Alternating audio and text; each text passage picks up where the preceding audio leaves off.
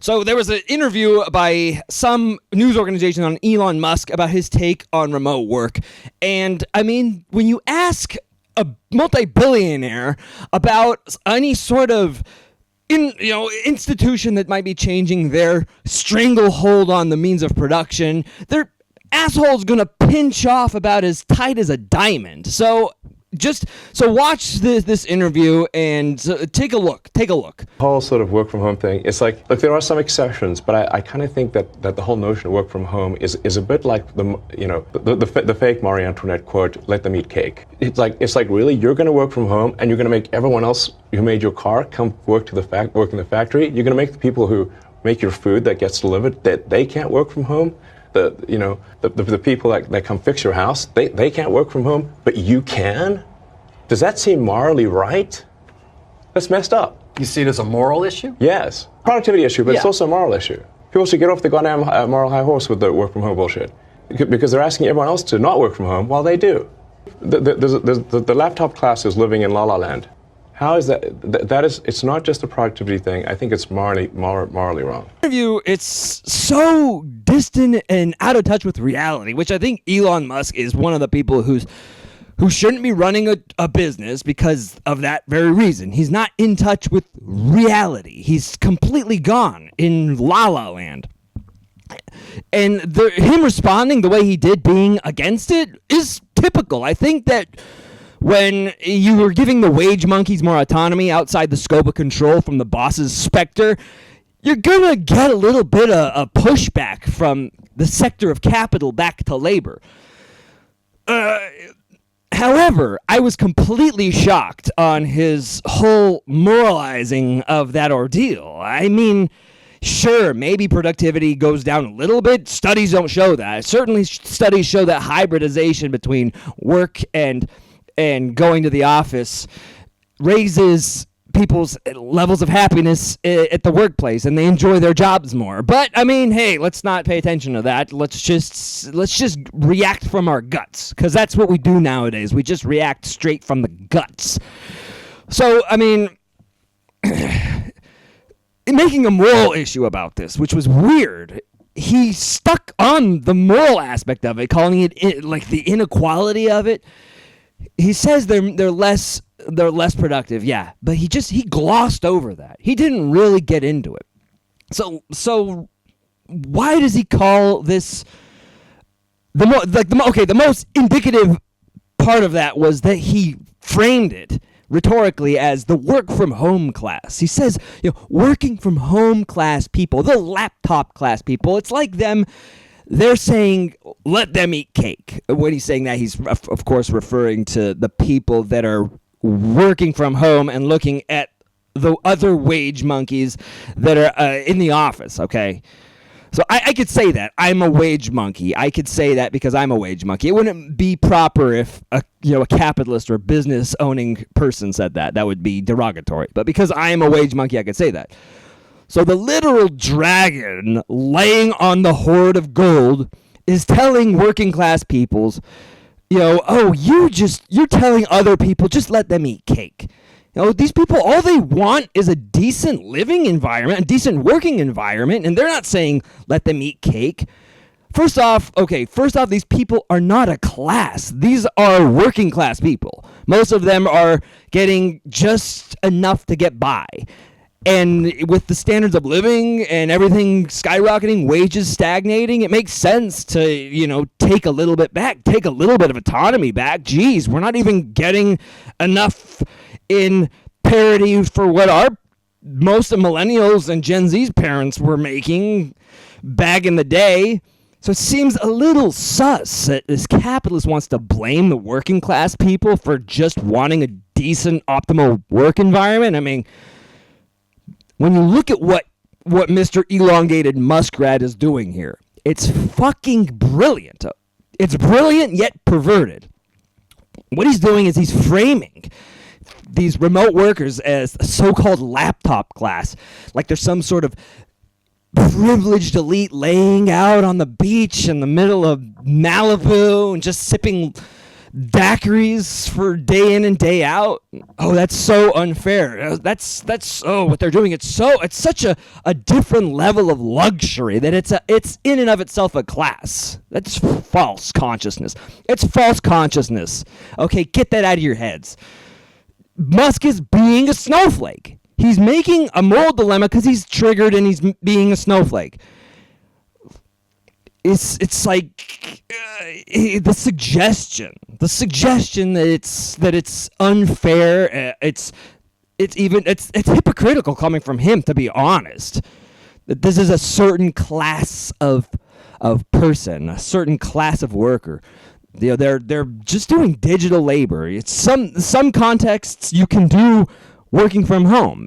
Working remotely is not the massive luxury you make it out to be. Most people are just doing it from their apartments that they're paying rent on, and they just don't want to have to deal with the bullshit of getting to the office in the morning, or deal with just the horrible, the hellscape of the cubicle farms, okay?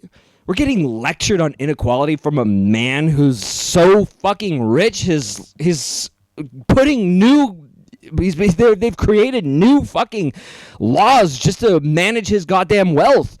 You're getting lectured on inequality. It's like getting lectured from if you're a African starving in Africa, because everybody who's starving is in Africa for every sense of these jokes. It's like if you're a starving Ethiopian in Africa getting lectured on your diet that you're eating too much, and this is coming from one of those fatty boom baddies from 600 Pound Life on TLC. Could you imagine? That's the equivalent of this. Like he's lecturing us. It's like a huge fucking land whale telling a starving person, hey, you got to go on a diet. You're eating way too much. So, you know, that's silly stuff. It's silly, goofy stuff. Why all of a sudden is Elon Musk interested in inequality? How is he all of a sudden, the guy who literally bitches about taxes every season and goes on a Twitter storm, completely triggered and snowflakey, how is he all of a sudden the Mother Teresa of inequality here? The guy can't even pay his fair share without getting a little verklempt, a little walking contradiction, I swear to God. Like, at another level, let's add another level of irony here to this bullshit cake, okay? Who are the technology enablers in the first place? Who are the ones that sold us this crap? It's the tech innovators. They're the ones that sold us this technology, the Zooms, the Google Meets that made it possible, the virtual computations stuff. I don't know the technological name of it. Don't get me into that. But they sold us this stuff, right? They wanted us to use it. They sold it to us so that we could use it and have our Google Meets and stuff. But so why is he criticizing us for adopting the things that him and his multi-billionaire tech lords in Silicon Valley wanted us to adopt? You know, billionaire builds innovative technology. Billionaire then proceeds to criticize people for using said technology, you know? He made this remote work possible with electric cars, space exploration, you know, neural interfaces, and yet now he's denouncing it. The shift is morally wrong. It's morally reprehensible because it's creating a new class of people. My God, the irony is just, it's a whole new level of irony, people. It's ridiculous. Okay, so let's move on here with the whole shindig. What he's doing here is he's pulling the whole bait and switch on us with the whole work from home class thing. This is a false dichotomy, all right? This is literally the dragon laying on a hoard of gold trying to tell you what to do, that you're too greedy. So by framing remote workers as a so-called laptop class, some privileged elite, he's creating that false dichotomy between different segments of the working class. He's trying to pit us against each other. That's what they do. That's what these people fucking do, okay? The message is subtle and clear. the person working from home in their pajamas sipping a $7 artisanal latte is somehow less real, less authentic. They're more greedy, they're more selfish than the average worker who schleps his ass every day to the wage cage, to the fucking dystopian hellscape built by the industrialists. Come on. It's a classic case of what Marx might call false consciousness. The capitalists are pushing this. They're peddling this idea. Let's not kid ourselves. Get your head out of your ass. The Musks of the world want this. The Bill Gates of the world want this. They're trying to distract us from the real antagonism. It's not, and let me just make it clear, it's not the fucking work from home laptop class. It's between capital and labor, and it always was, and it always will be. So just wanting a little bit of autonomy is not so bad. It's not so greedy, all right? I just don't want to have to wake up to a screeching alarm clock and schlep my ass 45 minutes through traffic, giving myself oxidation problems and lung issues from huffing in that horrible sweet, sweet air on the freeway. Come on. It's the same. This is the strategy they've used since the beginning of time. They've pitted workers against other classes, like other working class classes. This is what they do. They pit the working class against each other. They did it with the poor against the poor against people against the poor. They did it with the working class people against the immigrants, right? The laptop class. What a shtick. What a shtick. It's such a fancy way of saying, hey, look at these lucky bastards who get to work from home. Aren't you? Shouldn't you? You should be mad at them. Why should they get to have a better circumstance than us? Huh? Coming from the fucking billionaire. Yeah, Jesus Christ. Like the guy working from home is just trying to survive, and he's trying to escape your cubicle farm factory industrial hellscapes. So what do we take from this? Okay. The remote worker isn't the new luxury class. We've established this. They're just a cog in the capitalist meat grinder, albeit one that's a bit more comfortable. Maybe with a standing desk, maybe with a window view, and that's it. Okay? The real trick here, there's a trick here that's being done. This is what Musk and his billionaire buddies always do. They're flipping the script, making themselves the victims. Poor us, poor us. They're trying to remove the legit struggles that have been going on between these two classes, the billionaires, the business-owning class, and the people who have nothing but the working class, the people who can only sell their labor. They're trying to flip the script, and people who are arguing we want better conditions. This is what people from the working class, the remote workers, do. We want better conditions in the work environment. So he's like, how dare you? How dare you want better work environment and you're not coming into our hellscapes, to our dystopian panem? Oh gosh, it's such a ideological inversion. It's taking the struggles of the workers and he's trying to burden them. He's trying to turn them into a kind of a guilt trip. It's the same logic that tells us to be happy with the crumbs that we get. It's the same logic that says, you should be happy to be in this stupid fucking system that exploits you. It's the same ideology. You're starving, you're hungry. And they're using ideological tricks to get you to comply, to continue to subjugate you, convincing us that any demand for dignity is somehow excessive. Bullshit. It's horsepucky. Like Musk. Okay, elongated muskrat himself.